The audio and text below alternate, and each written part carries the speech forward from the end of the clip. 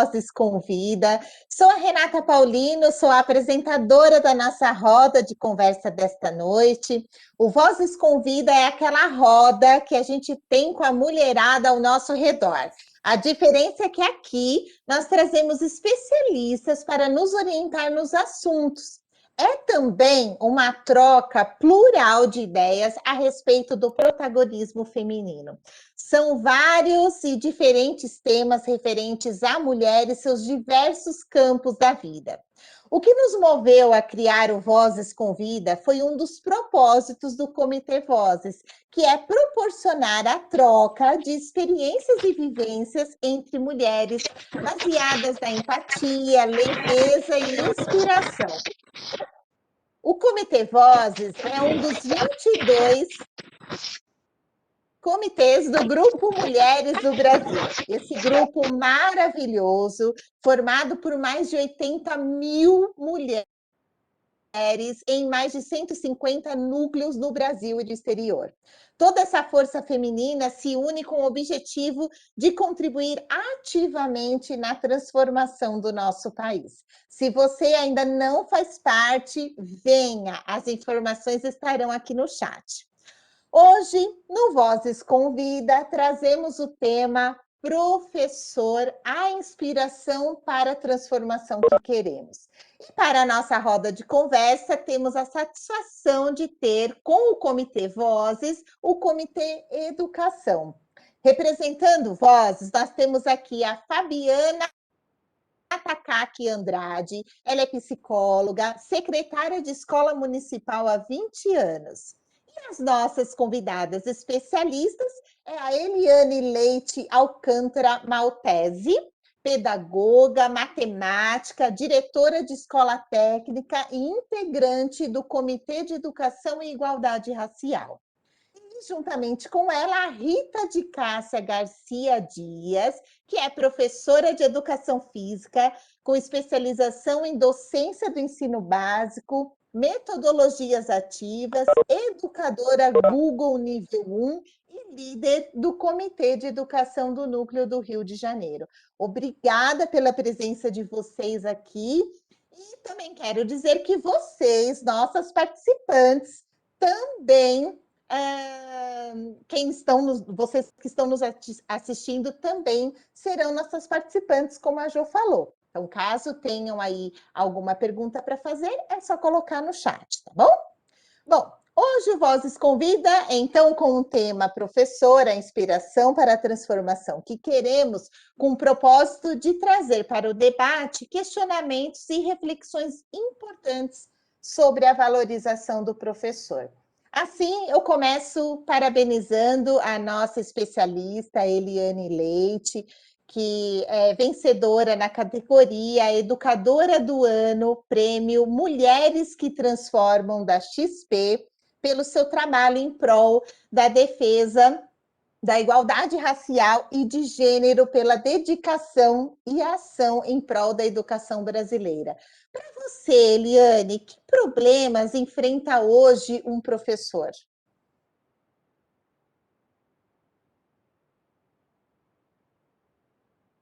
Olá, gente. Boa noite. Super obrigado pelo convite. É um prazer estar aqui conversando com vocês. É um prazer falar de um tema que para mim é tão caro, que é a educação pública brasileira. Conversar com mulheres interessadas, e aqui eu vi que tinha, né, com pessoas interessadas nessa temática, que querem contribuir com a melhoria da educação pública, é sempre um prazer, né? E falar aí dos problemas que que os professores têm. Hoje a gente tem dois cenários, né? Que é o pós-pandemia, né? Antes da pandemia e depois e agora na pandemia, né? O professor ele já vem há muito tempo enfrentando uma série de problemas, como a falta de valorização, não ter uma carreira aprovada como legislação, que a gente possa respeitar aí esse profissional. E agora nós temos o professor na pandemia. Então, acho que os desafios dos professores hoje é pegar aquele cenário que ele tinha anteriormente, onde a gente tinha já um professor, às vezes, que não era valorizado, uma escola pública que não era valorizada, e comparar com a situação de pandemia, onde as pessoas perceberam que como esse profissional é importante, como esse profissional é fundamental, tanto é que ele foi considerado uma das funções essenciais nesse processo de pandemia. Como esse contato, essa construção de conhecimento, essa sociabilização, esse fazer pedagógico enriquece a vida dos nossos meninos e meninas, dos nossos jovens, como isso vem fazendo falta nesse cotidiano.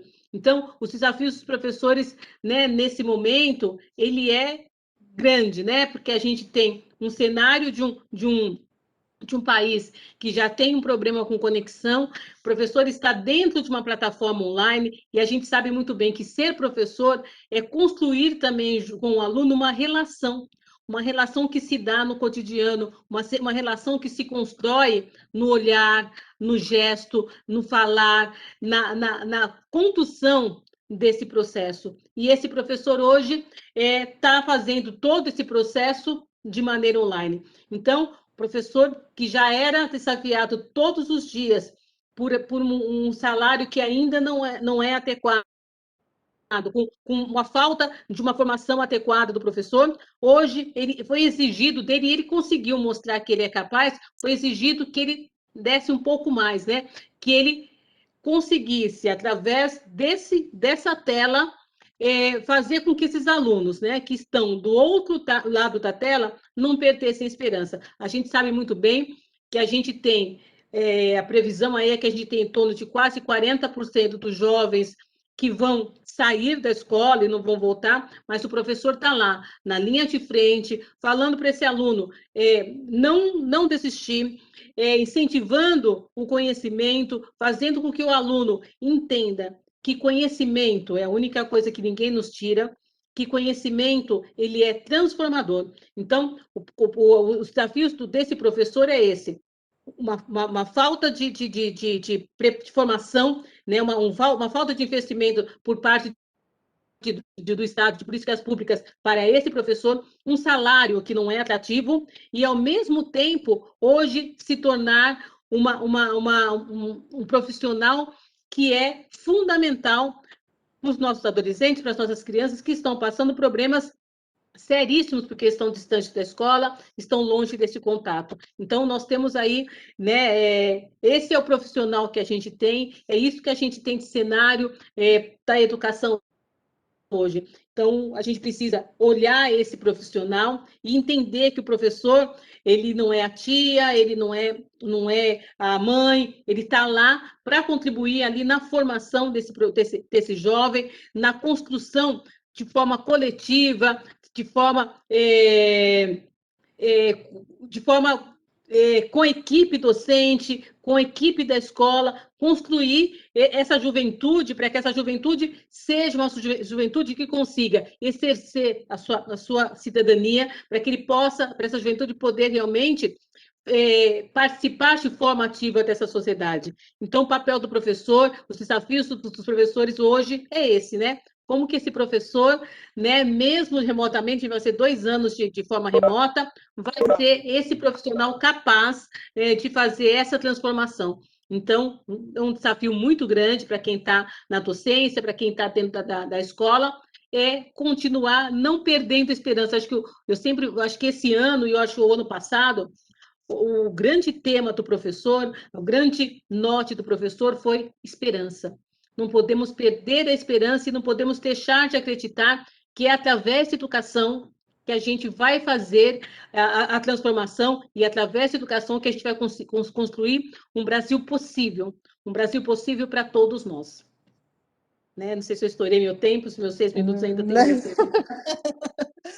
E Eliane, como você mesma aqui brilhantemente nos posicionou aqui diante desses últimos acontecimentos todos, né, no Brasil, no mundo, a educação. Para você, Rita, qual é, este cenário no Brasil, na sua opinião? Você que está aí, a Eliane está na direção, né, e você está realmente ali na linha de frente. Como que para você está esse cenário? Gente, muito boa noite. Obrigada pelo convite. Obrigada, Eliane, por ter me indicado. É um prazer estar aqui com vocês no Vozes. É o seguinte, infelizmente, essa pandemia, além de todos os problemas que ela trouxe em termos de saúde para nós, aqui no Brasil, ela tornou a educação, que já era deficitária, pior ainda. Né? Então, assim, os professores, como a gente brinca aqui, dormiram professores.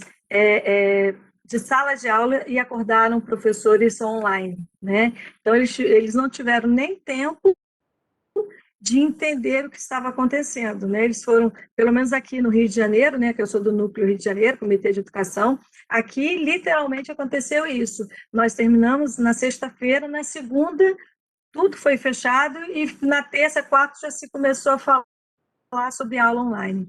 Então, no Brasil, nós já tínhamos essa grande dificuldade de uso de ferramentas, o próprio aqui, o Webex é uma ferramenta que alguns professores podem utilizar, né, para poder dar aula, mas, infelizmente, a gente não tinha, não é nem porque não queríamos, mas era uma realidade nossa, a gente não tinha acesso a isso e nem conhecimento.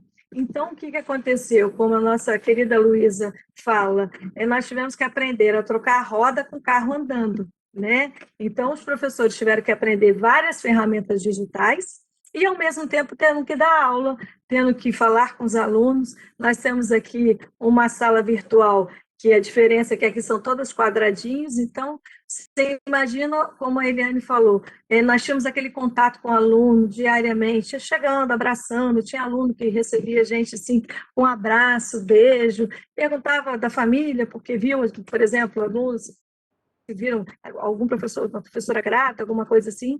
De repente, o aluno virou, como eu já brinquei uma vez numa participação que eu fiz, virou a aula da bolinha. O que é a aula da bolinha? Uma dessas ferramentas digitais, quando você fecha a câmera, fica uma bolinha. Então, os professores passaram a dar aula de bolinha, tá? Mas não utilizando a bolinha como um produto, como uma ferramenta. Não, ele, infelizmente, teve que começar a se adaptar. Não sei se vocês acompanharam, mas houve algumas demonstrações de carinho para os professores quando todos os alunos abriam a câmera, né? Então, assim, no país que nós não tínhamos essa cultura de aula online, por inúmeras questões, por exemplo, no exterior, vamos citar o Japão. O Japão, eles têm um processo muito difícil para eles, que é o terremoto. Então, eles já utilizavam uma ferramenta para isso, porque quando havia um terremoto e as crianças precisavam ficar em casa, mas não poderiam suspender as aulas, eles utilizavam uma forma online de poder fazer. Lugares como que tem nos Estados Unidos, que você tem lá furacões, etc., eles também utilizavam já algumas ferramentas para que a criança ficasse em casa, mas não perdesse a aula. No nosso país, a gente não tinha essa cultura, né? Não é um problema do professor, ou um problema do gestor, nada disso. É um conjunto de situações. Então, para nós, professores, foi um aprendizado muito grande, que a gente teve que aprender literalmente a trocar a roda com o carro andando.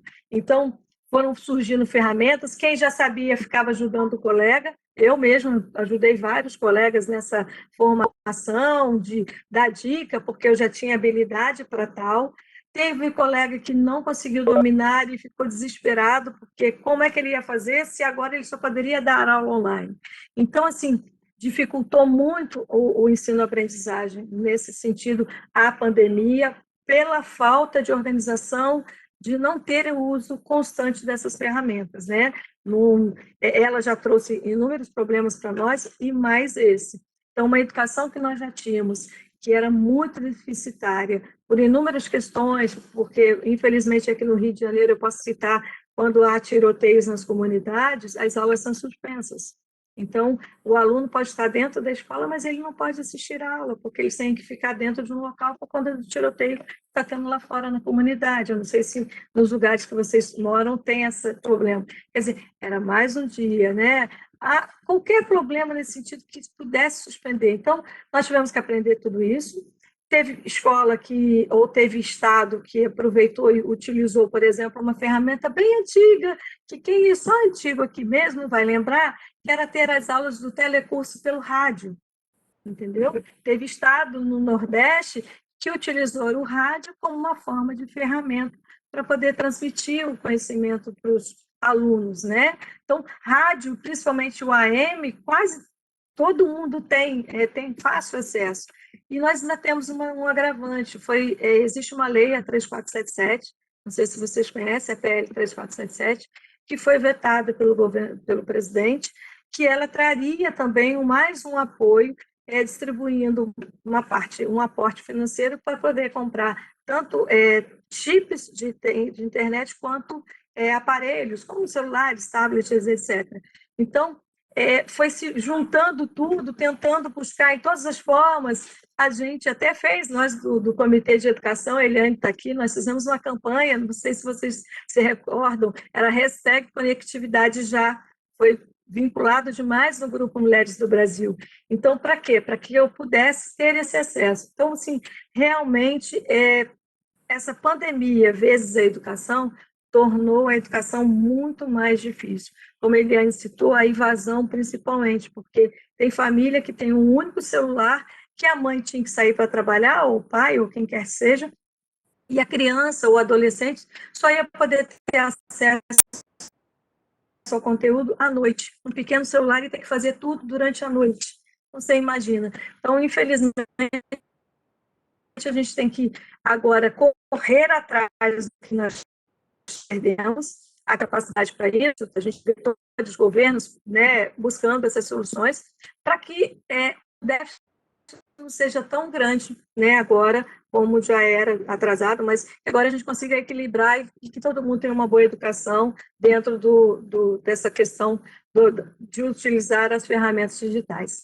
E aí, a gente continuando aqui, para a Eliane, como é que é para você, Eliane, na direção desse cenário? Como é que vai esse cenário da pandemia versus educação? Como é que você vê esse cenário dentro do Brasil? Como estou na direção da escola, já fazem 7 anos, né? E a gente precisa ter um olhar, né, agora que é um olhar muito diferenciado, porque nós temos o aluno, né, que muitas vezes não tem conexão, o aluno que está sentindo falta desse espaço da escola, da convivência, da relação, e a gente tem o professor também, que também não está bem, né? Porque ele também está sentindo falta desse contato, ele também tem problema de conexão, ele também está passando, porque essa doença ela não está escolhendo só aluno, só pobre, está escolhendo todo mundo. Ele também vem passando por problemas de saúde, acho que um dos problemas de saúde mental, acho que as escolas têm sofrido isso. Esse é um cenário que está acontecendo em todas as escolas. Você tem o aluno com depressão, você tem o professor muitas vezes deprimido, então cuidar dessa saúde mental desse aluno, cuidar dessa saúde mental do professor, e também, ao mesmo tempo, ouvir e acolher essa família que está insegura.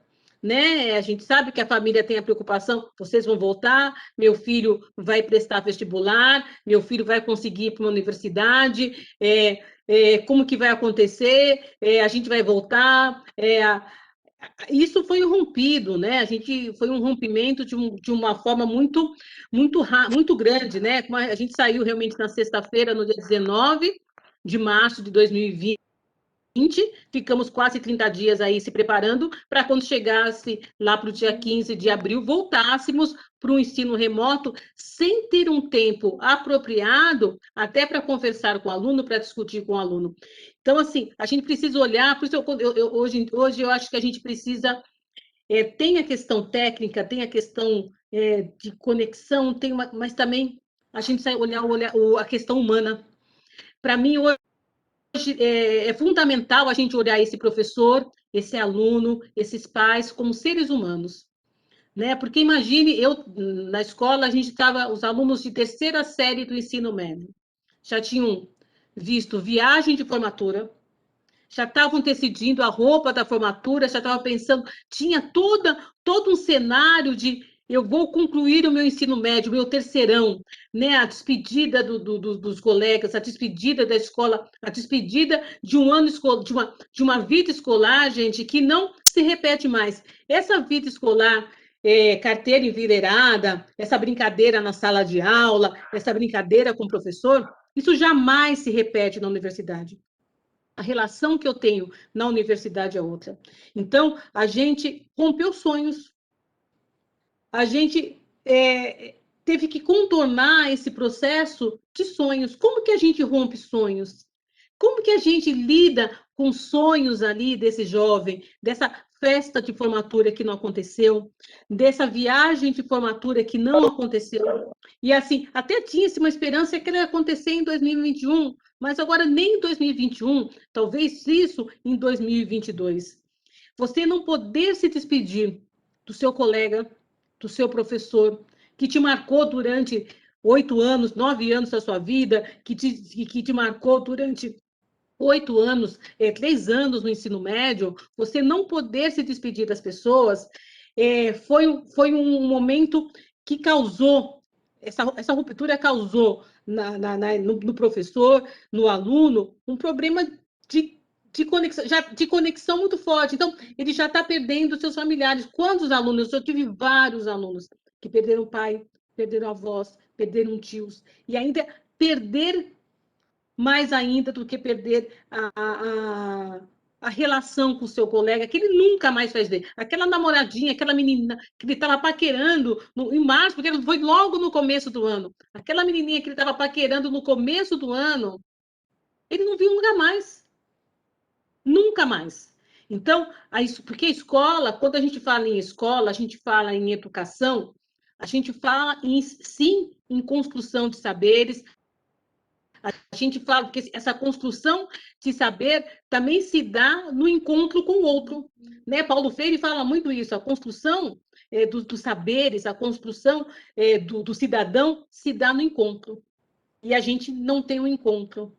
E esse encontro precisou ser feito na plataforma. Então, como diretor, o diretor hoje ele tem múltiplos papéis. Ele tem que olhar a escola como um todo, precisa pensar no seu papel político e pedagógico da escola. Que aluno que é esse que essa escola vai formar dentro de uma plataforma? Que cidadão é esse que a gente vai estar trabalhando, vai estar construindo, que possa entender que a gente precisa ser protagonista das mudanças que a gente quer nesse país. A gente precisa ser protagonista da transformação que a gente espera desse país. Então, a construção desse projeto pedagógico, o diálogo, né, ele precisou ser mais próximo. Então, eu falo do meu lugar de diretora, que eu percebi que eu precisava me aproximar mais desse professor. Então, é chato, a gente fez muitas reuniões. Reuniões de eu quero saber, né, reuniões pedagógicas, eu quero saber como que vocês estão. Quero saber como que está a família de vocês. Como que está aqui dentro. Porque não dá para construir nada se aqui está tudo despedaçado. A mesma coisa com os alunos. Eu faço reunião com os alunos mensais, né? Chamo os alunos, eu quero saber de vocês. Como que está esse aprendizado? Como que vocês estão? Como está a família? Como que vocês estão vendo o futuro? Que projeto de futuro é esse que a gente vai precisar construir daqui para frente? O professor não vai estar mais lá, porque o professor pode estar uma prova, você pode consultar na internet e copiar tudo. Mas como que vai se dar esse aprendizado? O que vocês estão pensando de futuro daqui para frente? Houve um rompimento, mas o que construir a partir daí? O que a gente constrói a partir desse rompimento? Né? A gente viu que a gente tem muitas lições que a gente teve que aprender nesse processo todo. E eu faço reuniões com os pais mensais, porque eu quero saber por Facebook, eu faço por YouTube, eu quero saber como que vocês estão. Porque vocês precisam confiar agora na escola. Vocês precisam confiar que a escola realmente é o espaço transformador. Que é só através da educação que a gente pode construir, sim, esse país que a gente tanto sonha. E se a gente não estiver juntos nessa construção, o pai lá na casa dele, mesmo a minha escola sendo de periferia, que muitas vezes o aluno não tem conexão, que nós temos chip, o aluno não tem computador, que ele está lá com aquele celular ruimzinho, mas como que vai ser essa construção que a gente vai fazer? Como que a gente vai pensar nesse projeto pedagógico que agora ele é mais amplo? Ele tem um guarda-chuva muito maior, né? Como que a gente vai pensar nessa escola do futuro? Nessa escola que vai sair desse lugar e teve que ir rapidamente para a tecnologia. A gente está pensando agora numa escola do futuro, porque aquela escola ficou no passado. As relações serão construídas de uma outra maneira. Ah, a gente vai voltar presencial? Vai voltar de forma presencial. Mas vocês também, os pais e alunos, serão responsáveis também por esse conhecimento, por buscar esse conhecimento. Não vai ser só o professor que tem que ficar. Gente, exercício que o aluno fica. Ai, manda reclamação. Ai, o professor não usou o livro didático. Não tem o livro didático. Faça um exercício da página 45 a 60. Não tem o exercício da página 45 a 60 e não tem ninguém para corrigir lá o exercício da página 45 a 60.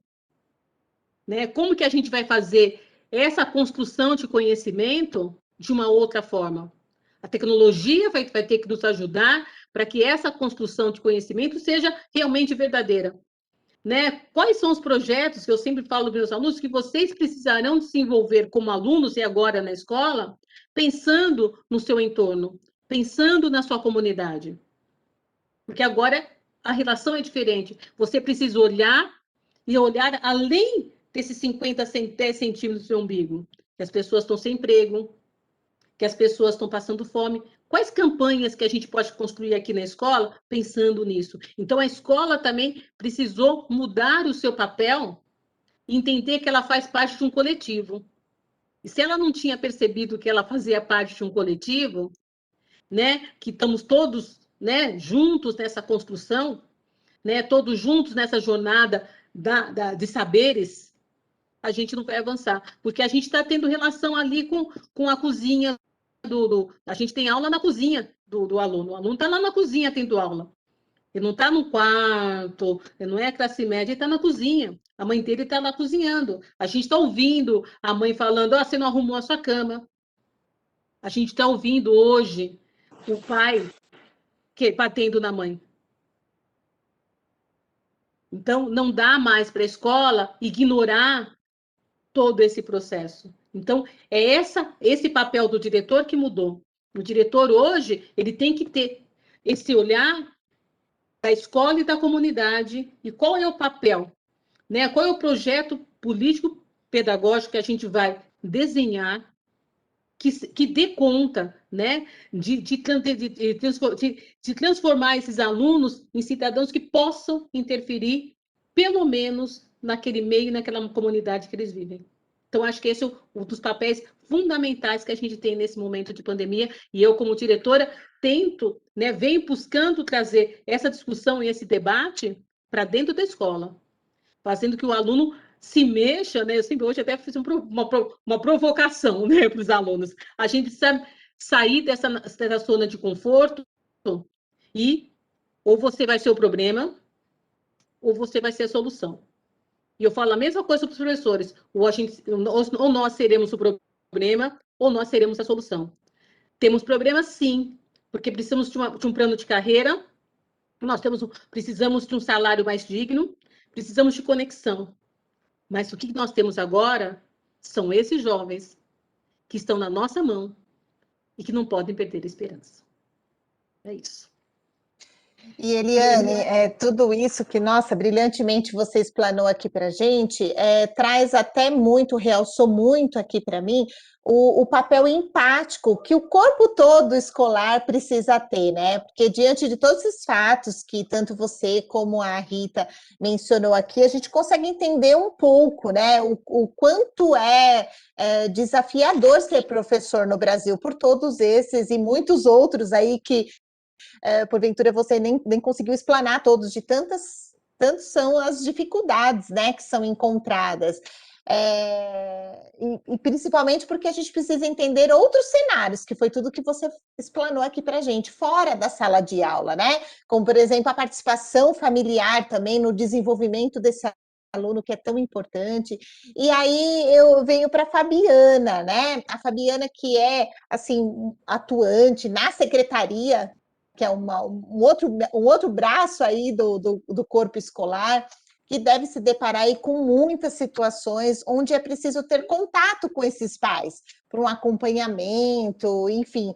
Existe, Fabiana, alguma dificuldade nessa conexão?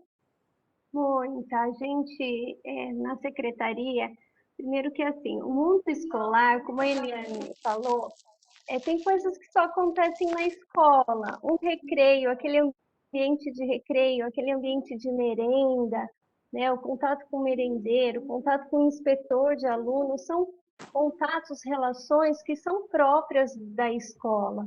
E tudo isso é muito precioso. E às vezes eu sinto que os pais não dão muito esse valor. Agora, né, com a questão da pandemia, eles estão vendo todo o esforço, eu acho que alguns estão valorizando mais. Né? E o que me salta aos olhos, muito, muito, eu vendo a Eliane falar e a Rita a respeito da sensibilidade, porque o professor, muito mais do que a matéria, muito mais do que aquilo que ele tem que ensinar, ele é sensível ao aluno, né? Ele é sensível àquela família, ele consegue observar, né? Às vezes a família ela chega um pouco ressabiada, um pouco sem liberdade de lidar com esse professor, achando que o professor está num patamar diferente, né? E não, o professor está ali, pronto para pegar, mão agarradinha, ninguém solta na mão de ninguém. E se for assim, fica mais fácil, né? Lá na secretaria, e eu vejo muitas coisas, os pais chegando com Vê se a televisão tá receio, pegando, Gu. e os pais também chegando muito interessados, né? E às vezes não com oportunidade de acompanhar melhor esses alunos, né? Então, tem um caso que aconteceu lá na secretaria, que uma professora foi muito sensível ao aluno e ela percebeu, ela falou, o rendimento desse aluno não está bacana, eu vou tentar entrar em contato com a mãe. E ela foi lá na secretaria, Fabi, me dá o telefone da mãe. Aí a gente ligou, a mãe não atendeu. Como a permanência do professor na escola ela é pequena, né? Ele só ficava no período da manhã, de tarde. Eu falei, deixa que eu ligo para essa mãe, me dá o teu horário de HTI, que aí a gente fala com ela, né? E ela falou que o patrão não estava deixando ela acompanhar os estudos da criança. Então, ela queria muito, né, ir em reunião de pais, acompanhar mais de perto, mas o patrão não deixava. E, de certa forma, ela me pediu para ligar no serviço dela e fazendo essa convocação, né? E eu fiz, como ela falou, liga tal, nesse número, tal horário, e aí fala que eu preciso ir na escola falar sobre o meu filho, para ela conseguir ir. Então, essa participação da família, esse olhar da família, junto com o professor, que hoje que nem elas falaram, a gente está dando aula na cozinha de casa, né? A gente está próximo, parece que não, está longe, mas está próximo, está mais próximo da família ou não, né? Achou? Esse contato com a família, ele é precioso, precioso. O ano passado, eu vou contar um caso que aconteceu comigo, meu filho também estuda em escola pública, né? E aí começou a pandemia, todo mundo ficou em casa, ele também ficou. Aí um belo dia, toca o telefone, era a diretora da escola, perguntando como é que estava o Miguel, né? Que ela estava preocupada, ela estava ligando para todos os alunos, né? E eu falei, nossa, que bacana essa sensibilidade. Então, assim, essa sensibilidade do professor, do diretor, do coordenador, que falou assim, não, eu preciso olhar, porque é um ser humano que está ali, né? Então ela perguntou se estava tudo bem aqui em casa, se estava tudo bem com o Miguel. Eu falei, nossa, perdi alguma coisa? Será que ela está me cobrando? Será que eu perdi alguma reunião, alguma coisa? Ela assim, não, eu estou ligando porque eu quero saber dos alunos, porque eu estou preocupada que está todo mundo longe, né? Eu falei, nossa, que bonito, que legal ver isso, né? Porque são pessoas, né? Então a gente também precisa dessa valorização da família e de toda a sociedade, saber que a gente precisa, junto com o professor, a educação ela não vai se construir sozinha, né? Esse futuro, essa esperança, isso tudo a gente precisa saber, né? E até eu falei assim, quando a gente vai participar de uma entrevista de emprego, pergunta, aí se o filho ficar doente, vai ficar com quem? Opa, não é assim, não é só na hora do filho doente. A empresa ela precisa saber que tem reunião de pais e que essa criança ela precisa ser assistida pela família, né? Então, assim, esse olhar, e a gente da secretaria, a gente assiste tudo isso. A gente assiste a angústia da professora. Esses dias foi uma professora lá pegar um material, né? Eu estava lá, a escola vazia, aquele silêncio, aquela tristeza sem ninguém. E aí ela foi lá e ela falou assim: ai, parece que todo dia é o mesmo dia. Eu tô tão triste em casa, né? Eu não sei se ela mora sozinha, mas ela falou isso para mim. Nossa, parece que todo dia é o mesmo dia, né? Ela não sai mais de casa, ela fica ali só no computador dando aula. E eu falei, nossa, ela tá triste, essa professora, né? Eu falei, ai, professora, não, vai passar, vamos pensar em outra coisa, né? Mas ela é um ser humano também, né? E que de repente a família também pode estender a mão, né? Mão juntinha, um grudadinho com o outro. É, acho que assim, É aí a gente vai verdade. construindo essa educação tão sonhada, né? E assim, né, Fabiana, essa forma da conexão, do relacionamento, isso que fortalece mesmo, como a Eliane falou, não é só isso tudo que aconteceu, a pandemia em si, né, e todo esse cenário que nós estamos vivendo, ela não afeta só uma parte da população, ou só o professor, ou só o aluno, é um todo. Então, como a Eliane também reforçou isso, esse cuidado com essa saúde mental das pessoas, né?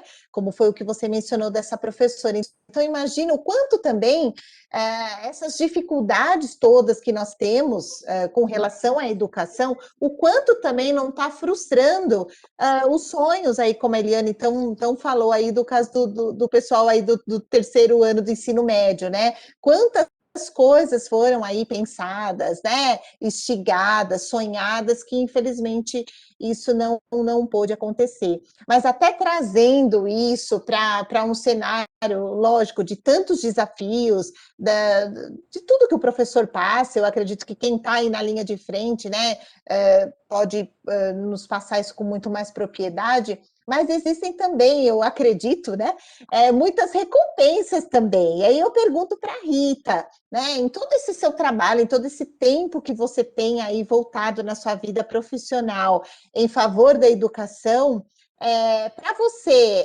diante de todos esses desafios, né, ou até outros aí que você tenha para nos contar, qual foi a sua grande recompensa, Rita?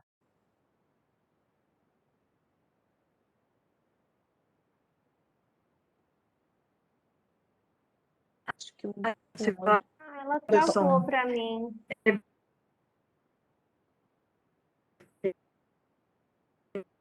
A Rita travou. Que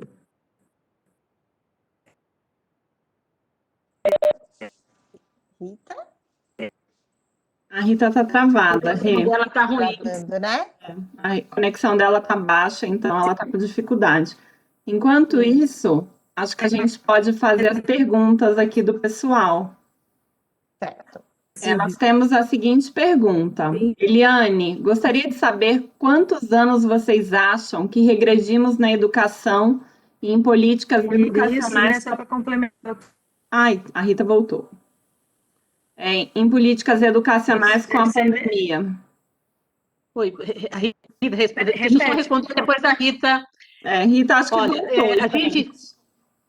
A gente tem aí um retrocesso de mais ou menos aí 4 anos. A gente está perdendo uma geração. A gente precisa ficar atento a tudo isso, né?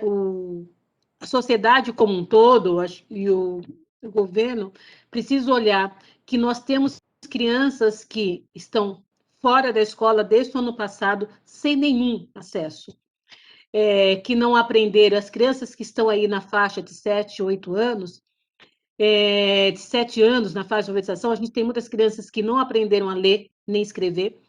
Tem uma pesquisa nos Estados Unidos que eu li recentemente, que diz que o aprendizado em matemática, que já é, no Brasil, inferior aos demais lugares do mundo, ele vai ficar 12% abaixo dos outros países.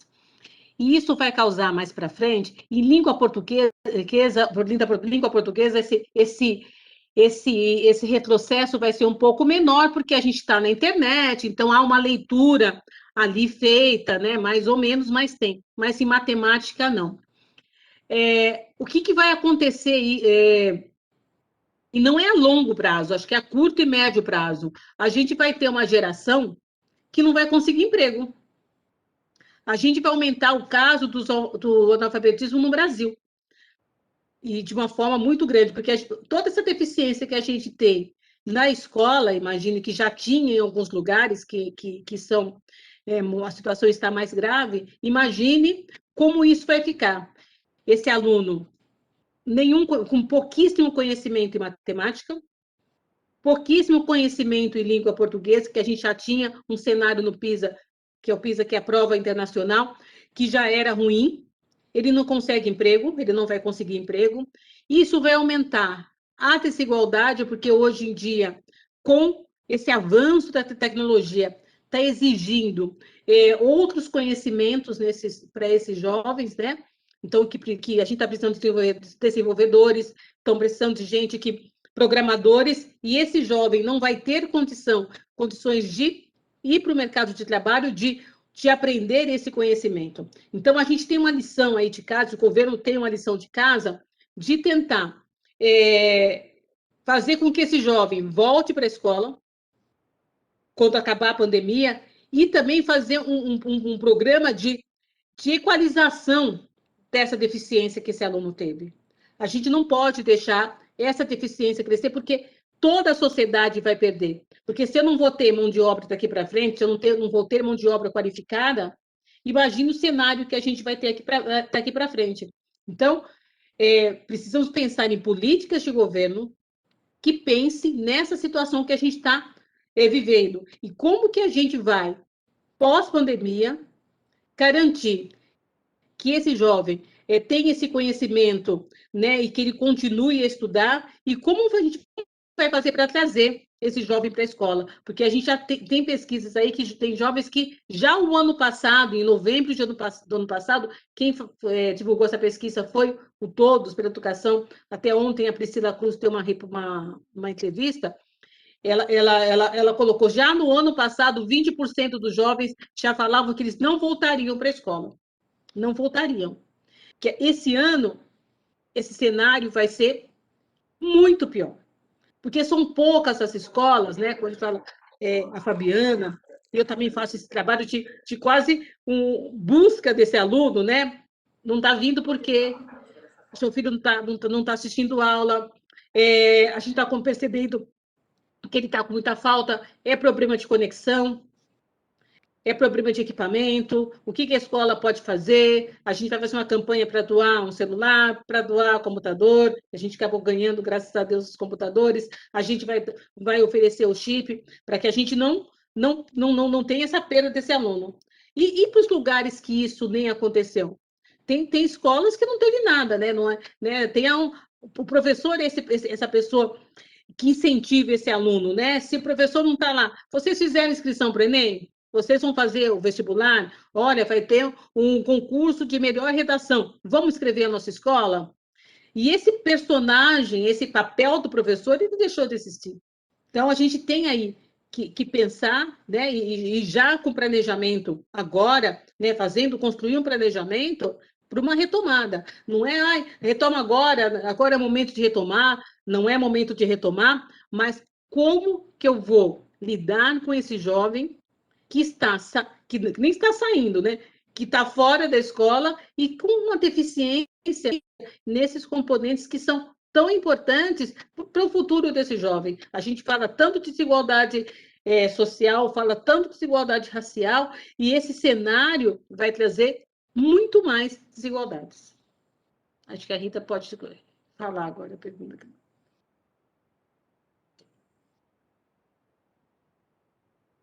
Oi, Renata, eu estava falando, não sei se fui eu que caí ou vocês que caíram. Você estava falando de um exemplo, né, de alguma coisa que já tinha passado por mim. Eu tenho um exemplo muito bom, porque alunos de terceiro ano, a Eliane falou, alunos de terceiro ano. Alunos de terceiro ano, como profissional de educação física, eles não gostam de fazer aula de educação física, né? Então, o terceiro ano é aquela transição do adolescente para o adulto, então está tudo fervendo, os hormônios fervendo, etc. Então, eu tinha muita dificuldade, apesar de ter um espaço muito bom para dar aula de educação física, eu tinha dificuldade de dar aula porque eles não queriam fazer. É muito chato, está em sol, é aberto, não sei. Tudo era reclamação. E eu tive que inventar uma aula diferente. Muita gente que faz ginástica, que deve estar ou vai assistir, conhece o tal do circuito, que você faz várias atividades numa única linha, né? Você faz, vamos supor assim, numa escola, levantamento de peso, outro você corre, outro você carrega a bola. E aí eu comecei a dar aula dessa forma. Eu montava um circuito numa semana, como nós temos 2 aulas por semana, na outra semana a turma era dividida em grupo e nós fazíamos uma disputa de circuito. Então, cada equipe tinha que montar o seu circuito e toda a turma, inclusive eu, tinha que participar do circuito. Então, foi um momento muito legal, porque eles adoravam participar das aulas, sabe? Eles viam que, primeiro, o trabalho que a gente, como professor, tem que elaborar uma aula. Então, eles perceberam esse tipo de trabalho, né? Segundo, eles ficaram animados porque, como tinha uma disputa, como toda a parte de educação física, eles queriam criar uns circuitos mais bonitos que outros, né, mais maravilhosos, mais participativos. Então, foi uma experiência muito legal que né, ficou por bastante tempo no terceiro ano. Tinha até alunos do segundo que faziam aula comigo, mas tinha muita amizade com os alunos do terceiro. Já ficavam perguntando se no ano seguinte eu ia colocar circuito e a disputa de circuito para eles também. Então, foi uma experiência muito legal, tá? E hoje o que eu percebo é que você consegue dar aula de educação física através da tela, não tem problema nenhum, né? Dá para você fazer. Eu, inclusive, tenho um prêmio que eu ganhei há uns 4 anos atrás, 4 não, pode pôr mais um pouquinho, foi 2015, 5 anos atrás, que a gente utilizava nessa época foi quando eu comecei a introduzir a área digital dentro da escola e eu ganhei um prêmio conseguindo colocar a educação física dentro da tela. Então, a gente preparava a aula de uma forma que o aluno conseguia, porque, não sei se todo mundo sabe, mas a educação física cai no Enem. E a coisa que eu tinha mais raiva é que quando chegava na prova do Enem, que os alunos sempre levavam para a gente, aí eu pegava as questões do Enem, vocês erraram tudo, as mais fáceis, e eles erravam. Aí eu comecei todo final do ano no terceiro ano, fazer o quê? A aula de educação física para a prova do Enem. Eles achavam barato. Mas porque aí eu comecei a mostrar todas as questões, são questões dentro da área de linguagem, porque no Enem nós somos considerados área de linguagem, né, código de linguagens, e aí tinha as questões, ele, nossa, eu achei que fosse biologia, você, mas é educação física. Esse, todas elas, a gente, eu achei que, por exemplo, fosse fazer uma parábola, alguma coisa, eu achei que era física, não, mas é educação física. Então, no Enem cai educação física, pelo menos uns 4, 5 perguntas. E a gente não sabe a pontuação, não sei se todo mundo conhece a pontuação do Enem, cada questão tem um ponto. Tem questão que vale mais e tem questões que valem menos. Se você acertar a questão que vale mais pontos, você consegue uma pontuação melhor do que se você acertar todos que têm ponto baixo. Então, era um retorno da prova do Enem, ele já trazia uma prova minha, olha, professor, vê se eu acertei as questões de educação física. Então, era muito prazeroso. Agora, o prazer maior é o seguinte, eu não sei se isso vale como é um prazer por conta disso, mas é uma tristeza porque eu pensar que eu já estou ficando velhinha, que foi uma reunião de professores numa escola, e aí eu entrei na reunião, era uma reunião geral, então eu tinha professores do primeiro turno, que era o meu turno, mas tinha professores do turno da tarde e turno da noite. Aí tinha uma professora lá que ficou o tempo todo conversando comigo, e também da educação física, etc, etc. E aí, depois nós fomos separados por disciplina, então todos os da educação física se reuniram numa outra sala. Aí essa professora, a gente terminou de fazer todo o processo, né, de planejamento do ano, né, anual da educação física. Aí ela virou para mim e falou assim, você não está me reconhecendo, né? Aí eu falei, desculpa, mas não estou. Ela, eu fui sua aluna em 1996, quando você deu aula no colégio tal, e você me dava aula de educação física, e eu, depois que saí de lá, me formei e consegui entrar para o estado, e eu sou sua colega. Eu disse, ai meu Deus, não sei se eu choro, se eu rio de alegria, porque imaginar que você está trabalhando com uma menina que foi sua aluna, você imagina, eu já estou velha, acabada, vai ser uma maravilha, viu? As rugas já... Mas a alegria de que eu fui um exemplo e ela se tornou professora de educação física por conta disso, né? Ela falou isso. Você foi um exemplo, era eu e mais uma outra professora. E eu gostava aí a gente foi tentando lembrar, né? E ela era uma aluna participativa, gostava de jogar. Então, eu acho que o melhor exemplo para um professor é quando um aluno chega para você e fala assim, olha, você foi minha inspiração e eu me tornei professor, porque infelizmente hoje é uma das carreiras que é menos procurada nos cursos de graduação, é a licenciatura. Primeiro eles começam até, eu vou falar da educação física, começam com bacharel, e aí fazem licenciatura por fazer, mas assim, a carreira de educador, de professor, né, no Brasil ela não é muito valorizada. Eu estou falando no aspecto geral, tá? Não é só o financeiro, é o aspecto geral. Então, isso afasta todo mundo, né? Mas eu ainda tenho muita esperança. Hoje eu também consegui um contato com uma pessoa que eu estava fazendo uma outra coisa, e aí quando eu mandei mensagem para essa pessoa, que me mandaram o telefone, ela virou e falou assim, professora Rita, é você mesmo? Aí eu virei, sou eu. Eu fui sua aluna em 2015 na outra escola, quer dizer, e é o melhor, também está fazendo pedagogia, está se formando agora em pedagogia. Então, assim, é essa...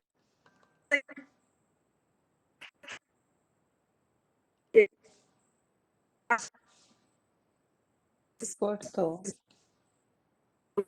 Uma pessoa como você, entendeu? No final, caí de novo.